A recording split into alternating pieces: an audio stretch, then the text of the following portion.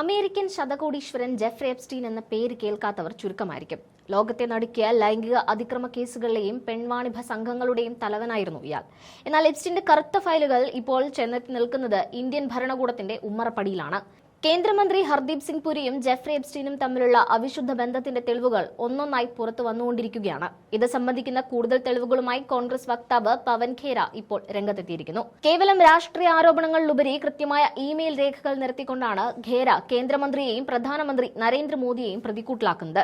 2014 നരേന്ദ്രമോദി പ്രധാനമന്ത്രിയായി സത്യപ്രതിജ്ഞ ചെയ്തതിന് തൊട്ടു പിന്നാലെയാണ് ഈ അവിശുദ്ധ കൂട്ടുകെട്ട് തുടങ്ങുന്നത് എന്നാണ് പവൻ ഖേര ഉയർത്തുന്ന പ്രധാന ആരോപണം.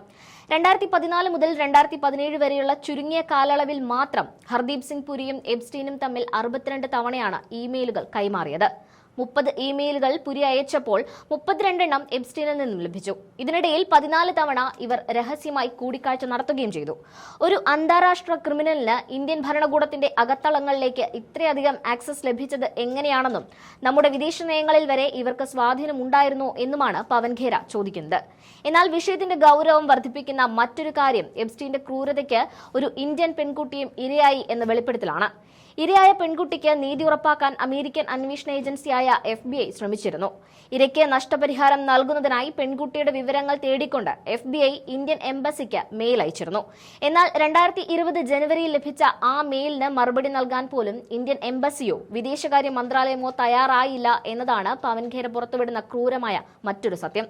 സ്വന്തം നാട്ടിലെ പെൺകുട്ടിയുടെ കണ്ണീരിനേക്കാൾ വലുതായി എന്ത് രഹസ്യമാണ് സർക്കാരിന് ഒളിക്കാനുള്ളത് എന്നാണ് അദ്ദേഹം ചോദിക്കുന്നത്.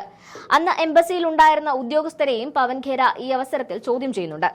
ലോകം മുഴുവൻ എപ്സ്റ്റീൻ വിവാദത്തിൽ ഉൾപ്പെട്ട വമ്പൻ സ്രാവുകൾ സ്ഥാനങ്ങൾ രാജിവെച്ച് ഒഴിയുകയാണ്. എന്നാൽ ഇന്ത്യയിൽ മാത്രം കേന്ദ്രമന്ത്രിക്ക് സർക്കാർ വലിയ സുരക്ഷാ കവചം ഒരുക്കുകയാണ്.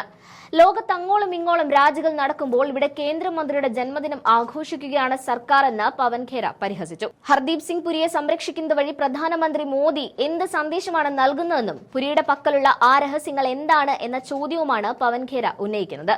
പ്രധാനമന്ത്രിയുടെ മുൻ ഉപദേഷ്ടാവ് രവി മന്ത്രിയുടെ പേരും ഈ ഫയലുകൾ ഉണ്ടെന്ന വെളിപ്പെടുത്തലും പവൻ ഖേര നടത്തി. ഇന്ത്യയുടെ അന്തസ്സിനെ ലോകത്തിന് മുന്നിൽ ഇത്രയധികം നാണം കെടുത്തിയ മറ്റൊരു വിവാദം അടുത്ത കാലത്ത് ഉണ്ടായിട്ടില്ല. ഈ കറുത്ത ഫയലുകൾ ഓരോന്നായി തുറക്കുമ്പോൾ പുറത്തുവരുന്നത് അഴിമതിയുടെയും അധാർമികതയുടെയും വലിയൊരു പത്മവ്യൂഹമാണ്. മന്ത്രി ഹർദീപ് സിംഗ് പുരി ഉടൻ രാജിവെക്കണമെന്നും വിഷയത്തിൽ JPC അന്വേഷണം വേണമെന്നുമാണ് പവൻ ഖേര ആവശ്യപ്പെടുന്നത്.